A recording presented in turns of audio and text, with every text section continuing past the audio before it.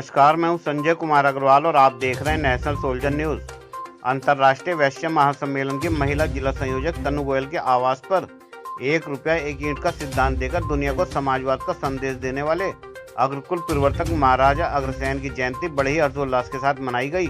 कार्यक्रम की शुरुआत अग्रसेन महाराज की प्रतिमा पर माल्यार्पण एवं उनकी प्रतिमा के समक्ष दीप प्रज्वलित कर की गई। इस अवसर पर संगठन के पदाधिकारियों द्वारा महाराजा अग्रसेन के जीवन काल पर प्रकाश डाला गया तथा उनके आदर्शों पर चलने का संकल्प लिया गया। इस अवसर पर अंतर्राष्ट्रीय वैश्य महासम्मेलन जनपद बिजनौर के पदाधिकारी द्वारा वैश्य समाज के होनहार बच्चे प्रकृति अग्रवाल, झलक सिंघल, हर्षिता माहेश्वरी, नंदिनी अग्रवाल, स्वस्ति जैन, वैष्णवी तायल, आदि अग्रवाल को प्रतीक चिन्ह देकर पुरस्कृत किया गया। उनके उज्जवल भविष्य की कामना की गई।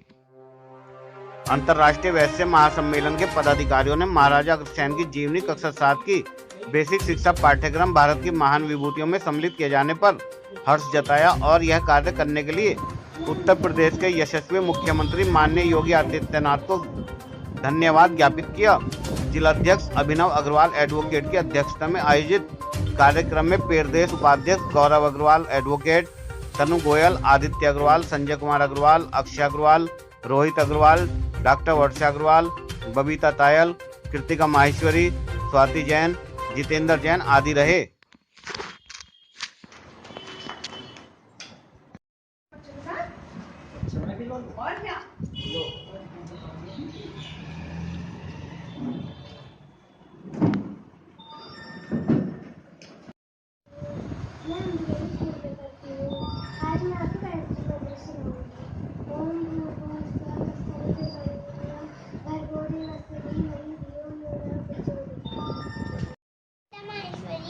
मैं यूकेजी ए में पढ़ती हूँ।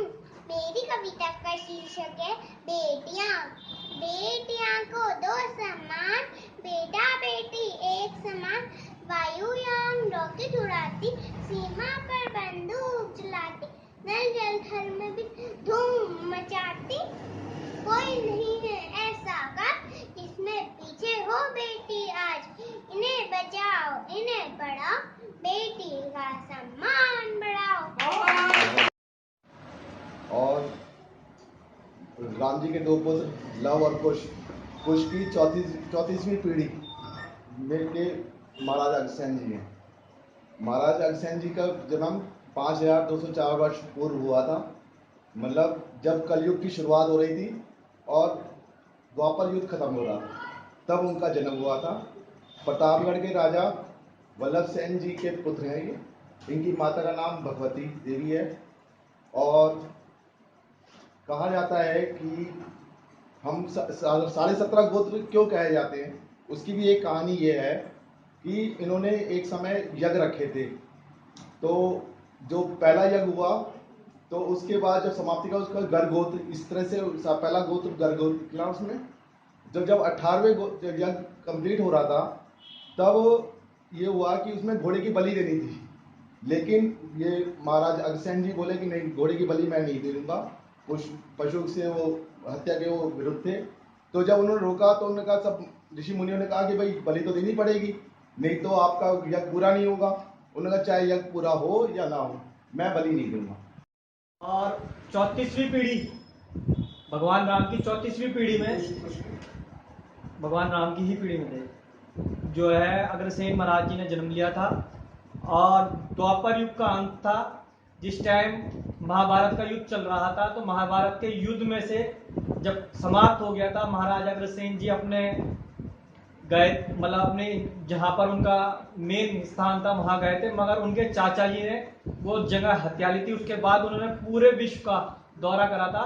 तो उन्हें हरियाणा में एक जगह है हिसार, वहाँ पर उन्होंने देखा कि वहाँ पर शेर का बच्चा और हिरन का बच्चा एक साथ पानी पी रहा है। तो उन्होंने ये माना कि ये जगह सबसे पवित्र है, तो उन्होंने वहाँ पर जो है अग्रोधाम का निर्माण करा। रखे हैं और अभिनव जी ने और भोर जी ने जो 1 रुपया और 1 ईंट वाली बात कही है, मैं उसी पे कुछ बोलना ये चाहूँगी। मेरे मन में चल भी रहा था ये। मैंने जब मैं पढ़ती थी तब जैन समाज में मैंने सुना था कि वहाँ क्या होता है कि अगर कोई व्यक्ति पिछड़ा हुआ है उनके समाज में, तो वो सब लोगों से किसी के ऊपर भार ना हो, तो वो 1-1 रुपया लेते थे। मैं एक रिसर्च के लिए गई थी, तब मैंने वो देखा कि वो 1-1 रुपया लेके और उस व्यक्ति को भी अपने बराबर लाकर खड़ा कर देते थे। और जब हमारे पूर्वजों ने हमारे लिए ये चीज़ शुरू करी है, तो क्या हम एक शुरुआत, जब नजीबोबाद से इतनी अच्छी शुरुआत हुई है कि एक पाठ्यक्रम में हमारे उसको पढ़ाया जाए, वंशावली को पढ़ाया जाएगा, तो एक शुरुआत ये भी कर ली जाए कि जो 1 रुपया और 1 ईंट वाला है, तो हमारा बहुत सारा समाज अभी भी ऐसा है जो वंचित है किसी न किसी चीज़ से। अगर वो कहीं उन्हें व्यापार के लिए कोई आर्थिक सहायता है, तो वो 1 रुपये से ही हम शायद उस चीज़ की शुरुआत करके एक नई शुरुआत यहीं से कर दें।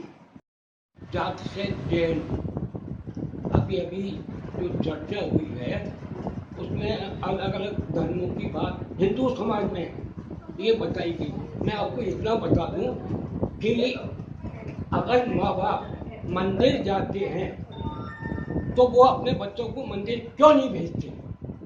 उसके कारण बच्चों का स्कूल, कई कारण हो जाते हैं। लेकिन मैं इतना जरूर कहूँगा, अपने जैन धर्म के बारे में मैं आपको बता दूं।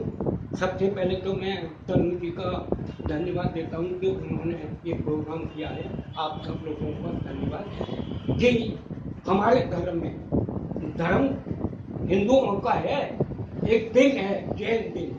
जैन एक संस्कार है, जिन का मतलब जो आत्मा को जिसने कंट्रोल कर लिया वो जैन बन